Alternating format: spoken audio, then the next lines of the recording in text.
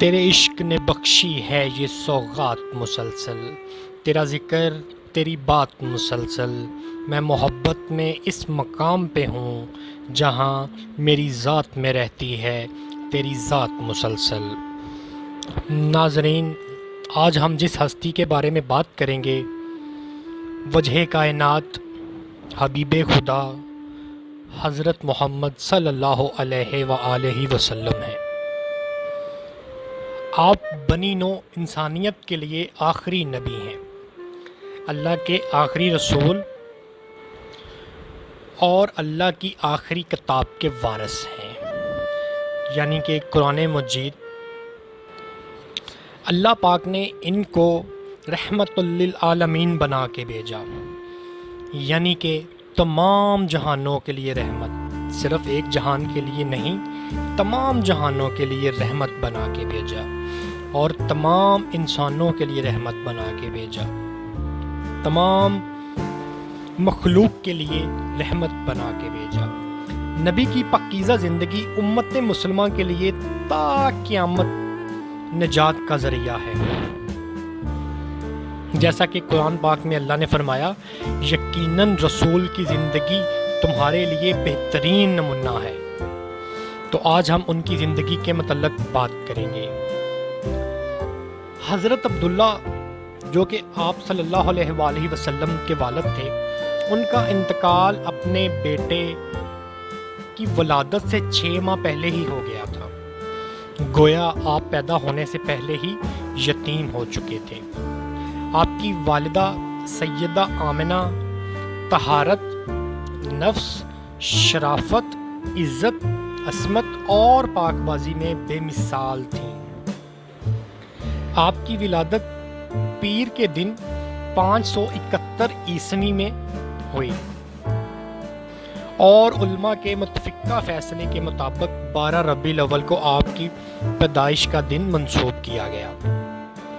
دادا عبد المطلب نے ان کا نام محمد رکھا اور بی بی آمنہ نے جو ان کو خواب آیا تھا اس کے مطابق احمد رکھا۔ جب قریش کے لوگوں نے یہ منفرد نام رکھنے کی وجہ پوچھی تو انہوں نے کہا کہ میں نے اپنے بیٹے کا نام اس لیے محمد رکھا ہے تاکہ اس کی دونوں جہانوں میں تعریف ہو۔ محمد کا مطلب ہے تعریف ہونا۔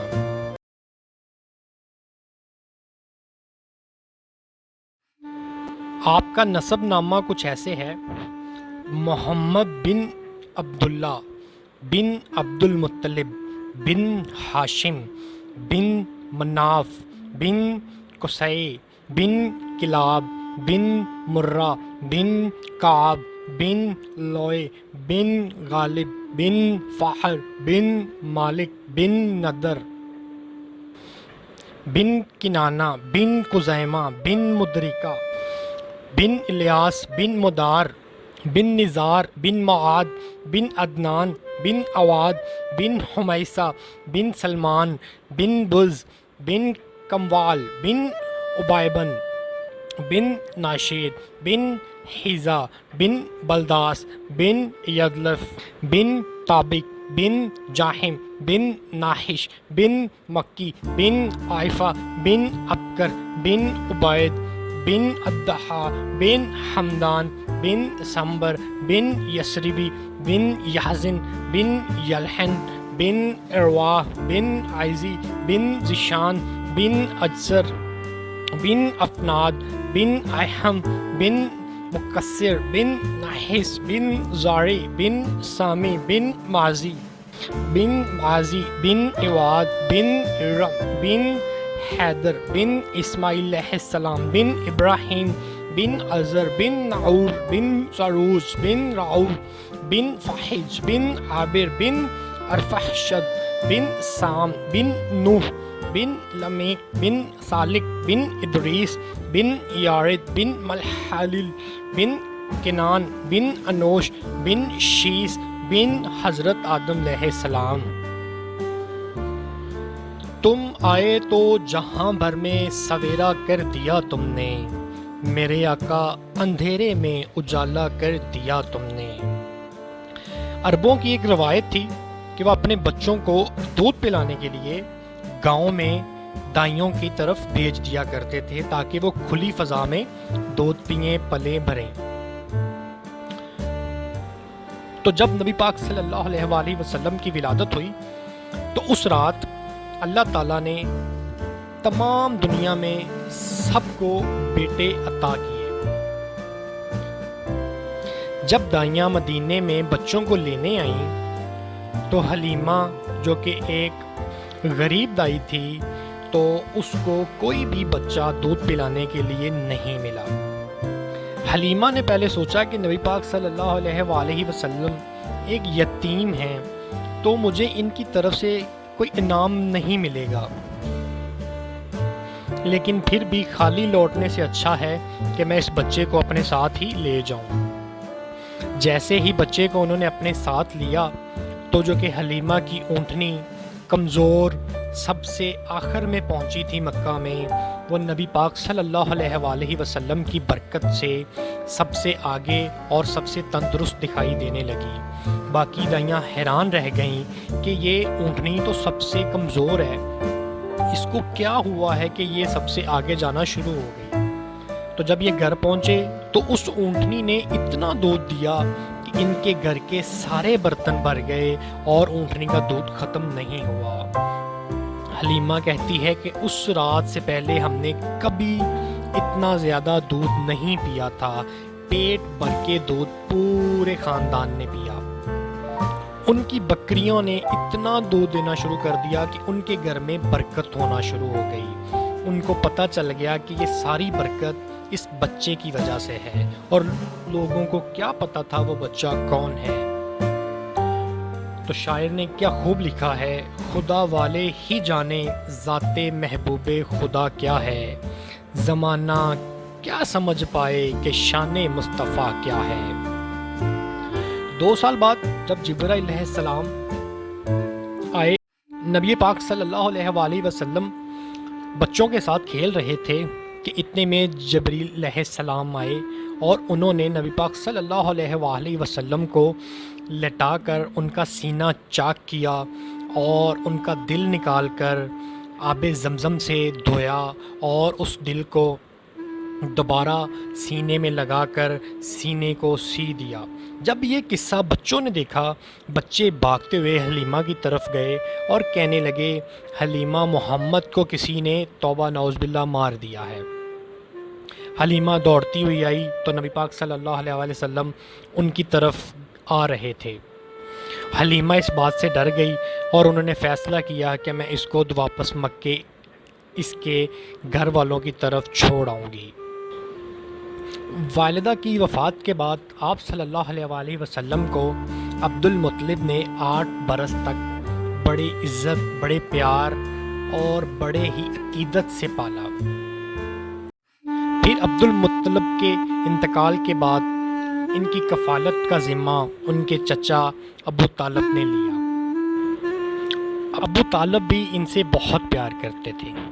12 برس کی عمر میں جب یہ تجارت کے لیے جانے لگے تو شام کے قریب بصرہ کے علاقے میں انہوں نے اپنا پڑاؤ کیا۔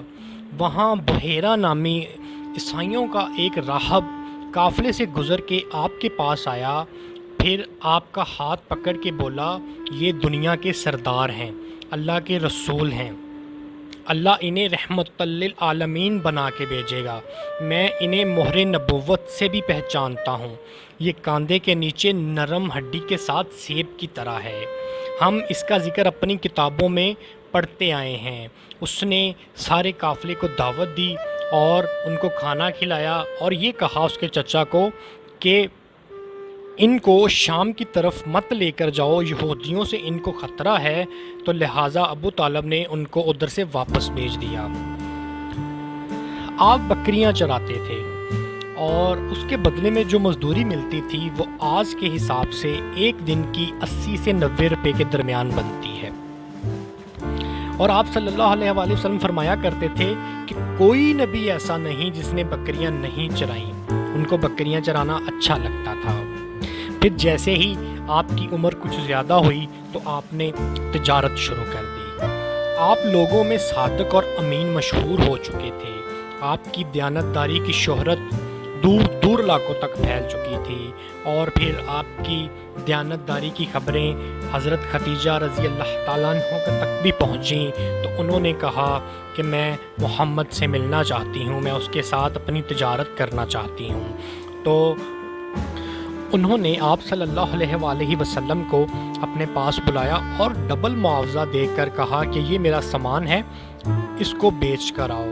اور جب آپ گئے تو اس میں کافی منافع ہوا، جس سے حضرت خدیجہ بہت زیادہ متاثر ہوئیں۔ انہوں نے شادی کی پیشکش کر دی، تو آپ نے اپنے چچا ابو طالب سے مشورہ کے بعد ان کو نکاح کی دعوت دی، اور پھر 25 برس کی عمر میں آپ کا حضرت خدیجہ سے نکاح ہو گیا، اور یہ آپ کی بہت پیاری بیوی تھیں۔ مکہ کی تعمیر کے دوران ایک سخت جھگڑا شروع ہو گیا، اور وہ جھگڑا حجر اسود کو لے کے تھا۔ ہر سردار کی خواہش تھی کہ حجر اسود کو اس کی جگہ پہ وہ خود رکھے، اس کو اس کی جگہ پر رکھنے کا شرف حاصل ہو، ہر سردار کی یہ خواہش تھی۔ تو اس پہ نبی پاک صلی اللہ علیہ وآلہ وسلم نے اپنی عقل استعمال کرتے ہوئے ایک کپڑا لیا، کپڑے کے اوپر اس پتھر کو رکھا، اور سب سرداروں کو کہا کہ اس کپڑے کو پکڑ لیں، ہم اس کو اس کی جگہ پر لے جاتے ہیں۔ جب اس کی جگہ پر لے کے گئے تو انہوں نے خود اٹھا کر اس پتھر کو رکھ دیا، اور مکہ کو ایک بہت زیادہ خون ریزی سے بچا لیا۔ آپ بچپن سے ہی عقل سلیم کے مالک تھے، پاک دامن تھے، بھرپور قوت کے مالک تھے۔ جوانی اور پختگی کے زمانہ آیا تو آپ کی خوبیاں اور نکھر کر سامنے آنے لگیں۔ آپ درست سوچ، صحیح نظر، بہترین عادت کا عمدہ نمونہ تھے۔ سچائی اور امانت، صبر، شکر، حیا اور وفا، خیر خواہی اور تواضع سبھی میں ممتاز تھے۔ بلائی اور احسان میں آپ کا کوئی ثانی نہیں تھا۔ ان کے بارے میں کیا خوب کہا ہے، وہ گورے مکھڑے والا جس کی برکت سے ابر رحمت برستا ہے، وہ یتیموں کا سہارا اور بیواؤں کا نگہبان ہے۔ آپ بہت صلہ رحمی کرنے والے تھے، لوگوں کا بوجھ اپنے سر لیتے تھے، کنگال کی ایسی مدد فرماتے کہ وہ خود مالدار ہو جاتا، مہمان کی مہمان نوازی اتنے اچھے طریقے سے کرتے کہ مہمان خوش ہو جاتا، مصیبت کے ماروں کی مدد فرماتے۔ مقدر کا دھنی ٹھہرا، دو عالم میں غنی ٹھہرا، وہ جس کو پوچھ لیں ایک بار اس کا پوچھنا کیا ہے۔ تو ناظرین، اگر آپ کو یہ ویڈیو پسند آئی ہو تو ویڈیو کو لائک اور سبسکرائب کر دیں، اور اس کا دوسرا پارٹ جلد ہی نشر کیا جائے گا۔ السلام علیکم۔